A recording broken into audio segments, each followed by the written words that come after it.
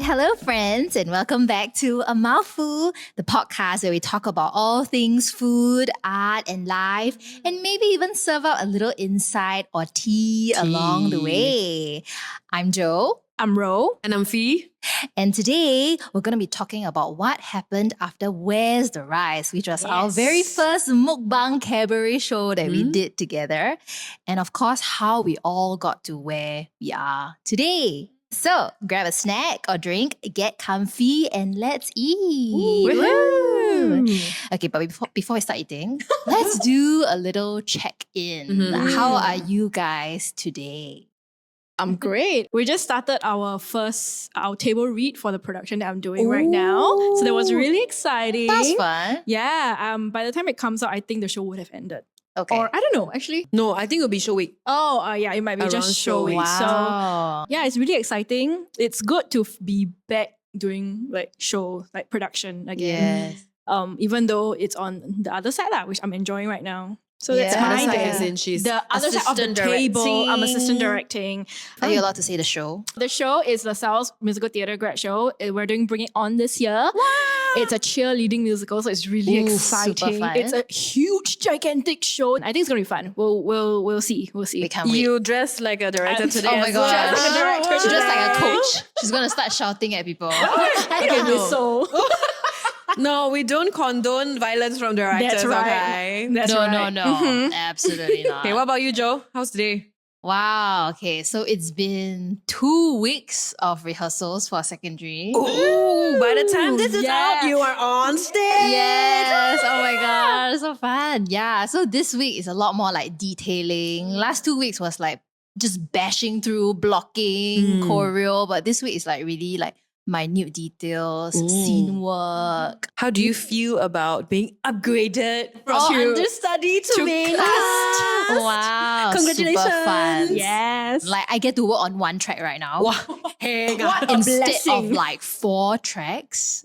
Four Which is is what I insane. covered Wow. 2 years ago when I did secondary. How about you? How's your day today? Today, I got a new job. Wait, what? This is news. I'm sorry, what? This is news to us. Okay, I didn't get a new job. I went to talk to the operational manager at a new cafe that I'm going to work at.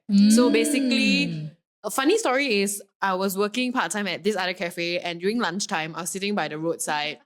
At Like, the roadside. So I was sitting by a roadside eating lunch because I wanted fresh air. So just nice, our roaster came by with our coffee beans and he looked at me and he's just like, why are you sitting here? Fast forward, he went to deliver things, he came back, he just looked at me, do you want another part-time job? Another funny. part-time job. Sure. And from that, it just became me going to his cafe and I talked to the operational manager, learned a bit more about the cafe, and I got a new job today. Woohoo! Wow. But other than that, it's chill, man. Recently, I've just been doing a lot of coffee and working out a lot. So that's great. Editing a lot. Editing. Oh my God. Okay. The things we do for the podcast. My whole life has been editing the past month, okay?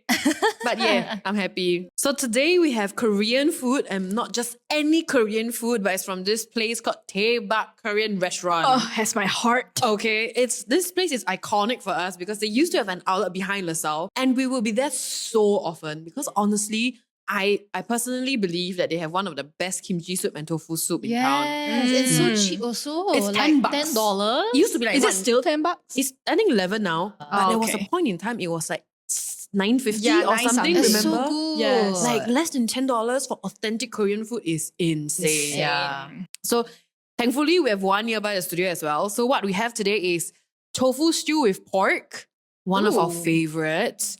We also have pude jjigae, which is Ro's favorite back in the time. Yeah. My usual order. And we also have chon. So why we got this chon? It's okay, but it has a special memory for us because we actually used it in our previous show, Where's the Rice? So we're like, you know what? Let's just get it. Not the best, but sentimental lah. Sentimental value. Yeah. So why not let's just dig in? Oh my god, this smell. The smell is like wafting in my face. It's so reminiscent. Reminiscent? Reminiscent. I cannot speak. Reminiscent. I don't know why. It's like DAEBAK has a very specific smell. Yeah, and the smell every time just brings me back to like 2 days. The shop. The shop, Yeah. the Wilkie Edge shop by the Correct. window. So good. It's still warm. And it's the tofu damn Oh, soft. this is so good. It's like the slide into your mouth kind of like tau Wow. kind of feel. Why is it Wow. better than I remember? Maybe because we haven't had it in so No, long. I think it's nostalgia. And what I love about the tofu soup in DAEBAK is that the soup actually has taste. Like you can taste a bit of like the seafoody, the stock. You can taste something in the stock and not just like chili water. And it's very, very well done. You can tell that the liao has been sitting in the soup kind. It's not like you order, then they just make and throw some chili inside and call it a day. But you can tell it's been inside. So what we have inside is tofu, some mushroom, pork, or your protein of choice, and also glass noodles. So that's always my go-to. Love, love. With rice, wow. This is comfort food. It really is comfort food. And it's not too spicy. Just nice for a cake. Okay, let's go to the bude jjigae. Bude jjigae. Inside there's There's a lot of things inside. There's like luncheon meat, odeng, fish cake, carrots, vegetables. rice cake. So this one has noodles. A lot of instant noodles. Yeah. I feel like this one not enough soup. The noodles a lot, the soup very little. The soup has... Then you take the soup from here. Huh? No, but the soup tastes different. Wait, okay. Is it not the same? I don't really eat this from the shop, so I don't know how it tastes like. Oh, I realized got no baked beans. It's probably like swimming inside. Probably. This tastes a lot more processed in a good way. I mean, it's bude jjigae lah. Bude jjigae has to be processed. I'm not damn sad. A bit salty. It just tastes like It tastes like bude jjigae. But I don't know why is it salty because the spam is good, but spam just tastes like spam, I guess. Salty. yeah, the bude jjigae is on the saltier side. I think for me, bude jjigae is more of like a comfort thing than like a taste thing. It's really the I want to eat processed food. Correct. I had a bad day and I just need Hey, the tofu soup really slaps. I know, man. a tofu soup wins today, I think. It always wins. Like I remember, like every time I go to the shop, I'm like, I should eat something else. Nope. Okay, now let's go to the chon. Tastes like MTFF. The cold. The cold chon. Same exact vibe. Yes. What John is this? Just like... It just says John. Oh, like scallion. I would think it's parjon, like scallion. But the scallion a bit the sour. Yeah. But It's giving MTFF. it really is giving MTF. Cold chon. That's about it. Cold, doughy, Doughy. John. Like honestly, I wouldn't really order this these days. Yeah, same. It's just the kimchi soup or the tofu soup. It's hard to find like good pancake John. I feel like you must eat it in the shop. Because it has to be like hot, crispy on the outside, soft on the inside. But usually it's very hard to order if there's only like 2 or 3 of y'all. Yeah. Very big. It's huge. Well, give huge portions. There's no such thing as John, but like So small. expensive. Like John is so... $20. It's so expensive. The meal price. Yeah, it is a meal price. Like, I can get it. I can make it myself. Like it makes sense if you are like 4 people and then get 3 mains at one chon. I guess it's like a appetizer sharing dish sort. So last episode we talked about how a mouthful came about. Yeah, our humble beginnings, how we created Where's the Rice, the show that we debuted with, I guess, for the Musical Theatre Fringe Festival. And today we're going to talk about what we did after that. So what did y'all do after Where's the Rice? After it's all done and dusted and we have put that chapter in a box. Wow. I think for me, the defining chapter after MTFF was actually quitting my full-time job. And we just looked at it. I quit my full-time job around this period many years ago. Yeah. Wow. There was a huge segment in the show about my struggles being in that job and trying to quit. Yes. And me actually quitting it, that took like 6 months after. Wow. I tell you. Big win. That's a big win. And it's true. a very big change in my life, I felt. Yo. What I did right after that was dive straight back into teaching, bro. Like I taught so much. Oh yes, Yeah, do you remember that? I taught birthday parties. I did birthday parties, I taught music and movement to babies, I taught drama. You taught dance at some point. I taught dance at some point. I was just full on teaching because the money was good and I really needed money lah, right? Yeah, so that was the thing that happened immediately after MTFF. What about you? I think for me, I honestly cannot remember, but I think it was probably similar. Like just straight back into teaching. I remember I decided to go more into vocal teaching. So then I was like, okay, maybe I need to take a cert. Or maybe I need to do like an online course. So that was when I started like trying to find out more about like voice pedagogy. Yes. That's also when we started more auditioning, right? I have I no have no Like Paise idea. Pieces was back then. Paise Pieces Oh, were back then. Back then, I did the show. so it's like also us like trying to get back into like auditioning, Yeah. like whatever, casting calls that happened at this point in time. That was also us going for it. Was that your physical theatre era? It was. That was the It start. was. It was the start. I can talk more later, but yes, that was the start of like a whole thing with physical theatre. That's and crazy. Like going to Taiwan. I forgot about that. Yeah, Oh my god. I went to Taiwan and then it was just this whole period of me like creating, devising Yeah, I remember that with a bunch point. of friends. You were doing a lot of physical things because of physical theatre. Then you went for Plot C. Yes. Plot C was also physical for Yeah, that, and I that did period. the necessary stage. Devising. The devising thing. So a lot of devising. Oh yeah, it was a lot of creation back a lot then. of creation. Yeah. Education, creation. Was that also the time where we did the acting training course? Oh, A bit after. Oh, that was after. yeah. Yeah. Yeah. Wow. I think 2022, right after MTFF and the year after, we were all trying to get back into like theatre. We were all trying to get back into like acting and being on stage because we realized how much joy we had from that. So it was a lot of doing different things to get back to where we were back then. I feel like for me, 2022 was very survival mode. Yes. Like trying to earn money, but at the same time trying to do art. it was quite overwhelming for a lot of us. Yeah. I feel like from what I remember, from what they're saying, back then it was us still trying to find a balance being a freelancer. I think because we were still in the mindset where I need to do everything. I need to earn money. I need to constantly improve myself. I need to audition for shows. Yes. But we were still trying to like Find your that, footing lah. which took a Oh, while. wow, lah. I yeah. believe like for the next 2 years, 3 years, we were all still trying to find a balance. Yeah, we're still trying to find a balance. honestly, not I to say think that it's just we are like- also still We there. are still trying to find it. It's getting better. It's getting better. I feel at that point, it was also literally going for everything and anything. Anything to get your foot into the That's door. true. That's true. Like anything to get like exposure and experience and whether got money, no money, whether you need to pay money. It was a lot of that. Yeah, we just win. Any opportunity, just take. Mm. Yeah. What is our pivotal moment that happened between 2023 till like now, maybe? I felt like in 2023, for me personally, was when things started looking up for me. Like I booked 2 shows in 2023, and that was like my Really? busiest year. Yeah, I did ND, and then I did 10 years with, no, sorry, not 10 years, 3 years with Necessary Stage. Yeah, so that was my busiest year, I think, as an actor. I think that was the most pivotal moment for my career in terms of like from graduation till until that point. I think one of the big things that happened back then was the fact that I started this physical theatre journey. Wow. And I think at that time, I took physical theatre because I felt like I was very lacking in terms of like physicality. Body awareness. Yeah, body awareness. I felt like, I was not doing well for auditions because there was something that I was not getting. Yeah, and so then I took it as like, okay, then why don't I just go and upskill? True. Yeah, so then I went to take like physical theatre and that led me down a path of like, okay, I shall create with this group of friends. Okay. She became we shall very bring it. woo for a while. Yeah, like, okay, we're meeting up like every week to train like 3 times a week for like a few months That's of physical crazy. theatre. And then they're like, okay, let's bring it to Taiwan. Okay, let's go. So everything was like, okay.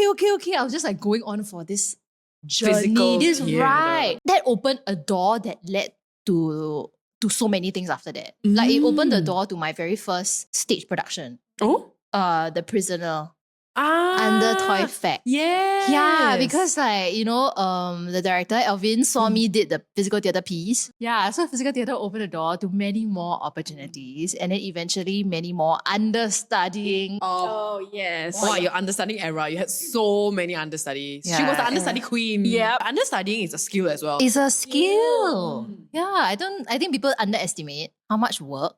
Actually goes into understudy. much. Yes, and like a different brain that you have to turn on. Because you're not thinking as the main character kind of brain. You have to think like, I'm covering many things, very analytical, very detail oriented. And like pattern. Yeah, patterns, how can I grasp it in the most efficient way possible?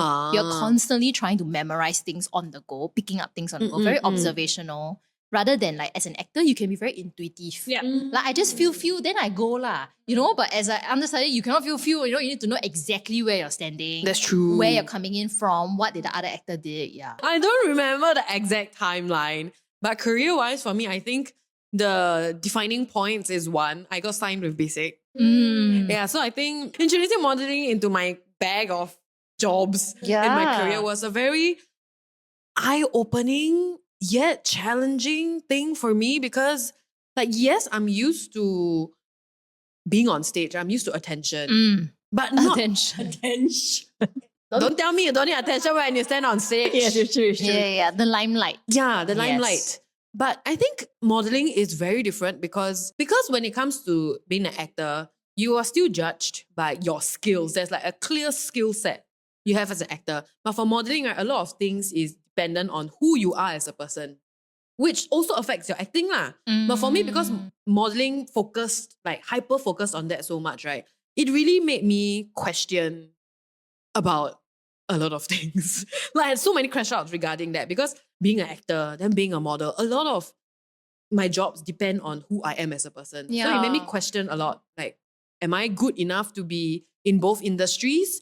Am I not doing enough for either? I was also trying to find a balance between both because being a freelancer for two different industries sometimes can be quite a challenge because you need to give enough time for each ma. Yeah. But for me, ultimately, I think modeling helped me in really embracing who I am as a person. Like at least externally lah. Like it also opened many doors for me, and like it made me touch more on like social media, and hence we're also doing this. A lot of social media things, also networking, and also sometimes because I talk to other people. I'm not stuck in the theatre industry bubble, right? It also lets me see like the good and bad things about theatre industry, like how I can be a better actor. Yeah, but other than that, something else that I touched on is also more back-end production work. Yeah, that took up a lot of time. So basically, What did you do? What did I do? I PM, bro. I forgot about that. Yeah, so I did production management for a few of the LaSalle shows. I also did costumes. I also started like PMing and SMing for our friend's show, the Chewy Collective. Yes, you were SMing. Go leh. Like I had some events background from my full-time job, but diving into theatre backs and it's like, yes, there are skills that overlap because there's so many technical things that I don't know. Like for example, how long it takes to rig the lights, how long it takes to spike the floor. These kind of small things, I think it all added up. Wow, it really trained me to work under pressure. Like it's a whole different thing. I remember it was so stressed at that point. It was so stressful because it's not just me. I'm leading a whole team and a whole show. So I'm stressed that I'm not doing well because I don't know. And then I'm stressed because the other teams don't have enough time. I'm stressed that I have to make sure this whole thing goes up. You're just stressed. I'm just stressed. I cannot ask any of you for help because you're just like, yo, We don't know. Yeah, we don't know. and no one knows. It's just, they were just there for emotional support. It's But true. yeah, but that was like a whole era. Like the backs, the production crew era it was a while. It was like a year plus. But I think that really helped in what we're doing now. Like it really like gave me a lot of like, okay, I need to think about this, I need to think about that. Is there any way I can like cut things to make it more efficient? Then I'm sure it also like helped when you guys were doing your Christmas musical. Yes. Okay. Yeah, so I think That was very helpful. that really helped with future projects lah. Yeah, I think it's always good to, what's it called, cross-training? I don't think it's exactly cross-training. Technically, it is cross-training, but I feel like jack of all trades. some more traits a little bit. Like it's good to know a little bit of everything, especially but within theatre, right? Because I feel like as an actor, your world is so small because it's just You and the character, right? You don't have to think about like the big picture. You don't have to think about like how all the pieces work together to make this one thing work. Basically, right? Yeah. So I think it's always good to just open your horizons a little bit and go and see what other people in different departments do. I feel like it makes you more understanding. Yes. Like you will learn that, okay, something is really not about me. Because I think as an actor, when they say it's not about you, it's quite hard to grasp. You're like, what do you mean? I am the actor. I create this What do thing. you mean? But once you start working backstage, you realize actually there's really a lot of things you have to consider. Whole thing. And maybe like a character choice really might be better for the character, but it doesn't work because of maybe technical things or directions, things like that. Lor. Like so many decisions have to be made before it comes to you and this decision at this point that you are trying to make. You know what I mean? Essentially just the whole picture. Speaking of, I think that point also was my like AD, like where I actually started diving into like assistant directing. And I have assistant directed before, like when I was a student, but it was really that point where I started like regularly assistant directing. And also, I think that's where my interest in directing actually properly developed. Because I feel before it was like, oh, directing sounds fun. Like maybe it's something I could do. But at that point, it was really like, okay, like I really see myself enjoying Pursuing this this. art and pursuing That's lah. great. And wanting to learn more about it. Exactly. right? I feel like for me, it's also because as an actor, for me, there was a lot of anxiety surrounding performing and acting. And I feel like I was never at ease on stage because my brain is always like, oh my God, I wonder how people look at me. Here, very noisy. Yeah. You know, because I'm always Very thinking difficult. about other things except for my character or my choices. Right? Whereas like with directing, I can allow myself to think of all these other things. Because you can address it. Yeah, you're not on stage. Correct. And I can make things easier and better and more efficient for the production. And you can decide whether this thought is actually useful. Like, I feel like as an actor, for me, it was so helpless because I have so many thoughts, but then I only need to focus on this one thing, but then I can't focus on one thing because there's so many things. That was where I really started finding joy on the other side of the table. Like, Yeah, I think it comes to our last question. How have our dreams changed from like the start? Wow. Okay, The from the start a start. bit far. Maybe like you can just give a summary of like how do you think your dreams have changed like till now? My top thing is always to be a performer. Like, I love that shit. Yeah. Like, I really, really, really love performing. Like, there's nothing that can replace it. Like, I try replacing it, nothing works. But for me now, I think it's to find a more balanced and holistic approach. war. Not holistic. It's not like holistic education. Maybe a more balanced approach. Like, how can I find the same joy I find in performing in other things as well? Because, yeah, I'm not a full-time 100% performer, Yeah. eat, sleep, perform kind of person. So I wish I could, but clearly that's not what it is now. So I think I'm trying to find a balance between that and modeling and perhaps maybe more social media / like yapping jobs because I recently realized I really like to yap to the camera lah. So that's a new thing. And also maybe something more, normal is not the right word, more everyday, more service related like coffee. Like, I really, really love coffee. I really enjoy the service industry. So it's either that or maybe we even talked about a reformer Pilates yeah, training. go Yeah, teach yeah. Pilates. Yeah, so I like to have the performing part and also like the more mundane, chill kind of like To balance to out balance it. lah, Yeah. So I think the dream now is to find that balance. I feel the same way. Like performing ever since I wanted to do it with the Dwayne Johnson. If you don't know what we're talking about, go watch episode 1. Joe wants to be Dwayne Johnson. Yeah, I mean like since then, I don't think my dream has changed about wanting to do theatre or like acting. But I think teaching has, as you know, we've talked about it, like teaching has become such a huge part of like my goals as well. So sometimes people ask me like, is it you want to do teaching because you cannot like make money? Like, is it like a side thing? And then I'm like, no, like I would want to continue like doing this for a really long time and keep getting better at it, just as how I'm upskilling in like acting or theatre as well. Yeah, so I think for me, the dream hasn't changed, but it has just enlarged. Enlarged. Oh, that's such a nice way to say it. That's such a beautiful... My dreams enlarged.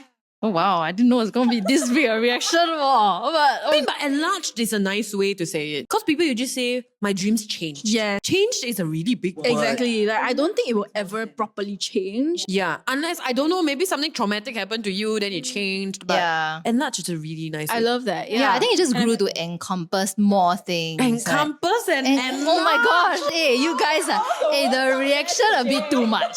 I think it just sounds very normal in my head, but then they react until like that. Yeah, I agree. But I think for me, slightly different from both of you. I feel like as the years go by, like a lot of years like that. Actually a lot. Almost But I like feel 7 like years. more and more acting has now taken like a less priority for me. Like directing and also like teaching voice, teaching vocals has kind of like, you know, like that bar chart and then those are rising and this is like not moving down, like just staying, you know, and this are kind of rising. yeah, I see myself more and more as like a creative person or like That's someone who nice. helps other people Be creative also. the best that they want to be. Aw, I want to be the best I can be also.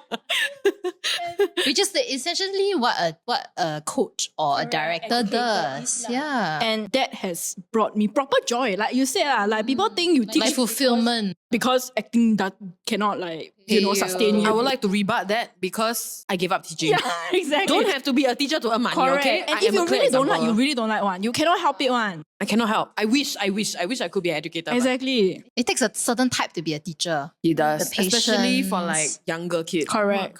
Yeah, so that has evolved, I would say. Maybe not changed or maybe not. Wow. We got very interesting words today. But yours, I think, evolved a bit more. Yeah, I think evolved a little. The priorities changed. Correct. Yeah. So that's where we are right now. Next episode, we're going to talk about our relationships as friends and how we operate as a trio. I guess that's like the Yes. gist of it.